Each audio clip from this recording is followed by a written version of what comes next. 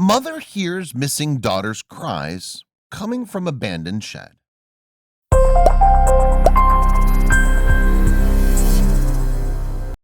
If the movie's Rear Window or The Burbs taught us anything, it's that you never really know what your neighbors are actually about. They may put on a nice, pleasant, and perfectly normal face in public, but be entirely different in private. We would all like to think that our neighbors are our friends, good and nice people that are going to help and protect us from the real world elements. But when Gail's 30-year-old daughter went missing in the middle of the night, she had no idea that foul play was involved. She could never expect or thought that someone so close can be so evil. Nobody ever wants to think that the devil is living next door. She ultimately wasn't prepared for what she would uncover as she pressed further in her investigation and tore back the curtains of evil. Gail, who's the mother, lives with her daughter and her grandson in their tiny little house on a relatively quiet street. That evening, Gail went to sleep around 10 or 11 p.m. in the evening. Gail hadn't seen Jennifer since they went to bed that night and started to become increasingly worried that something was the matter with her. At about 1:30 a.m., Gail suddenly woke up out of a dead sleep. Gail was hit with a strange feeling, call it a mother's intuition that something was the matter. She got up and checked on her daughter, but she wasn't there. She then checked all the bedrooms, but Emily was nowhere to be found. Now Gail was really starting to get worried. Gail searched the house frantically and began calling Jennifer's phone in hopes she'd answer and say she was staying at a friend's house. It was unlike Jennifer to do that, but she was trying to be optimistic. She checked every room, every bathroom, and turned the house upside down. She just couldn't imagine where Jennifer was. She then went outside to check her garage and the backyard and front yard, but still no sign of Jennifer anywhere. Gail's intuition was right. Her daughter simply vanished in the middle of the night and was nowhere to be found. Gail, who at this point was becoming increasingly worried, felt that she needed to call 911. She knew that once she made that call, it would kick off a chain reaction, but she felt it was necessary. She hesitated, thinking that maybe Jennifer would show up and she'd look like a crazy mom by calling 911. Gail ended up making the right decision and called 911. She told them that her daughter was missing. The 911 operator told her to calm down and that they'd send the police over right away to her house. She hoped she wasn't wrong, but her mother's intuition kicked in and she knew it was a race against time to find her. Officers were on the scene almost immediately after the call. They quickly worked to calm Gail down and asked her to explain the situation so they could help her find her daughter. Several of them wrote it off as her daughter just not coming home that evening, but with the mother as frantic as she was, they kept an open mind. Gail explained that she'd not seen her daughter since she went to sleep that night. She woke up in the middle of the night and her daughter was nowhere to be found. It was very unlike her daughter to just disappear, and she'd never done this before. She wasn't answering her phone or her texts, and she just knows something is wrong. The police checked the neighborhood first, combing the streets and nearby blocks for any sign of Emily. They were unable to find any sign of her and began thinking the worst. By lunchtime the next day, they'd exhausted all possible leads and felt hopeless in finding Emily. At this point, the police felt the best thing to do was to declare her a missing person. Once the police did that, they'd have more resources to help them find her.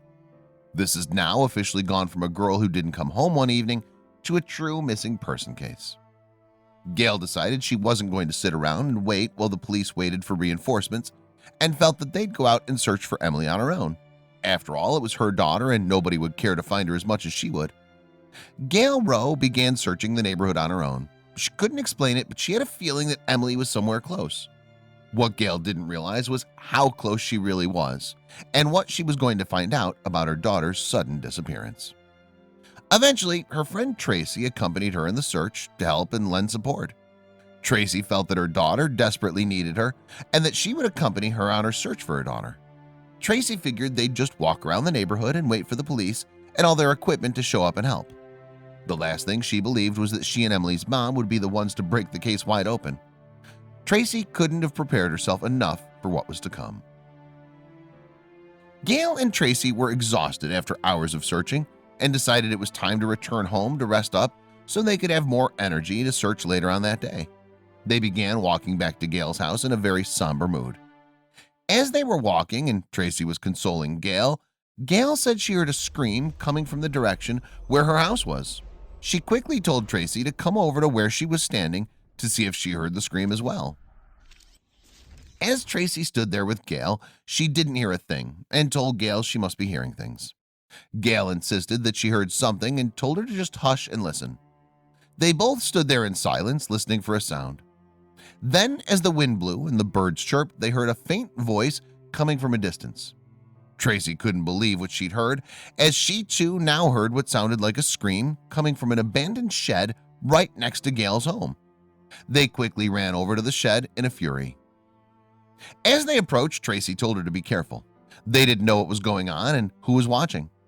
The desperate mother ran to the shed and began pounding on the side, shouting, "Emily, if you're in there, yell again so we know you're in there. We'll get you out." They waited and listened. A few more bangs and Gail began to call out, "Emily, is that you? Are you in there, Emily? Mommy's here to help." After what felt like a lifetime, they heard a faint whine saying, help." Even if it wasn't Emily, someone needed their help. Gail and Tracy immediately went to the door of the shed to get it open, but it was locked very tight. They kept pounding on the shed and ran around looking for any way possible to get in. The shed was old and beat up, but was locked as if $1 million was inside. They decided that they could not get into the shed alone and called the officers to come help them. They figured this was a serious situation and it was best that an officer handled from there. Police soon arrived on the scene and found the shed was bolted shut with a padlock. They found this extremely odd, given the look of the shed to have been locked so well. They broke out the bolt cutters and got to work. At first the bolt cutters were not working, but finally they were able to get the padlock off and took a look inside the shed. The doors finally swung open to the shed, and to everyone's surprise, the shed was empty. There was nobody inside and no sign of Emily in the shed at all. The police began to think that Gail might have been hearing things. Gail's friend Tracy told the officers that she heard the screams too and that someone inside the shed was somewhere. The police began searching all over inside the shed. They took everything that was inside the shed out in order to be able to show Gail that there was nothing inside. Emily was nowhere to be seen. One of the officers decided that they should try to rip up the floorboards just so they can show Gail there was nothing in the shed. This wasn't their property, but they felt they should do it anyways.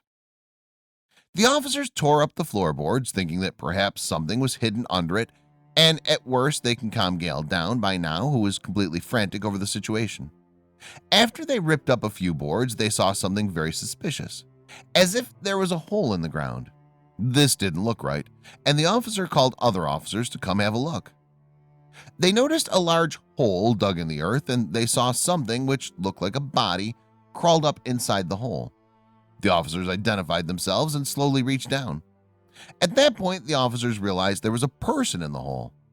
They then pulled the 30-year-old Emily from the pit. The officers couldn't believe it.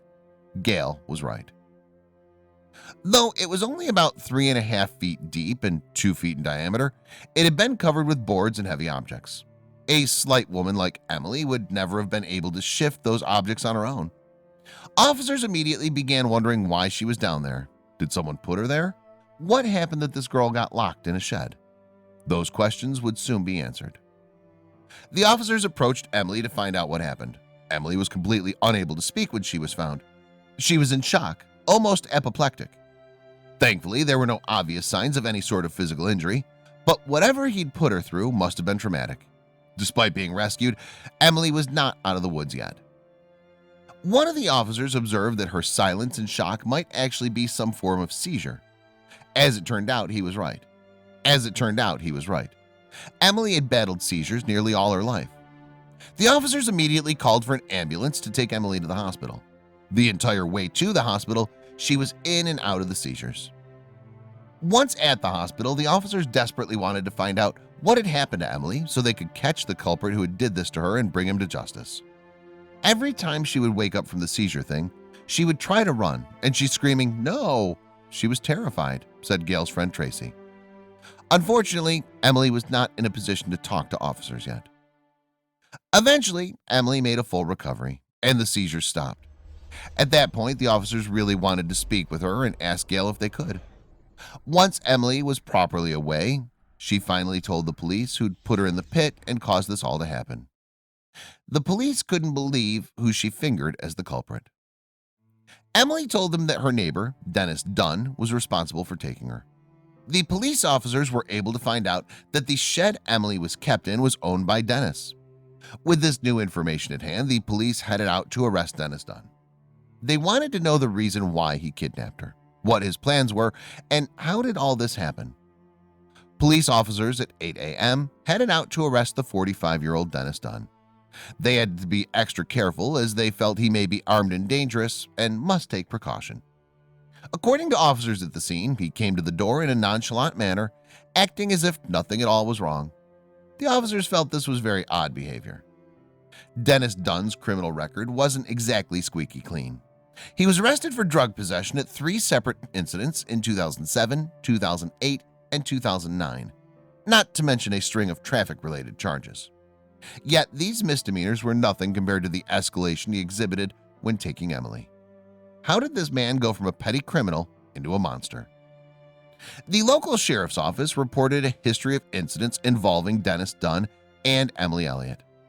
In October of 2006, Emily reported to police that her next-door neighbor had been harassing her with phone calls and text messages. At the time, she thought Dennis was just creepy, but harmless, and declined to press charges. That would end up being a fateful mistake she made. The abuse continued when he kidnapped her as well. According to Emily, Dunn would alternate between uncharacteristic pleasantries and downright abuse. When he closed the shed, he said, "I love you," explained Emily. He would make threats and call me a piece of shit. Dunn's history of mental illness would explain his behavior as well. Several months before the incident, neighbors reported that Dunn was in his yard screaming and brandishing a pistol.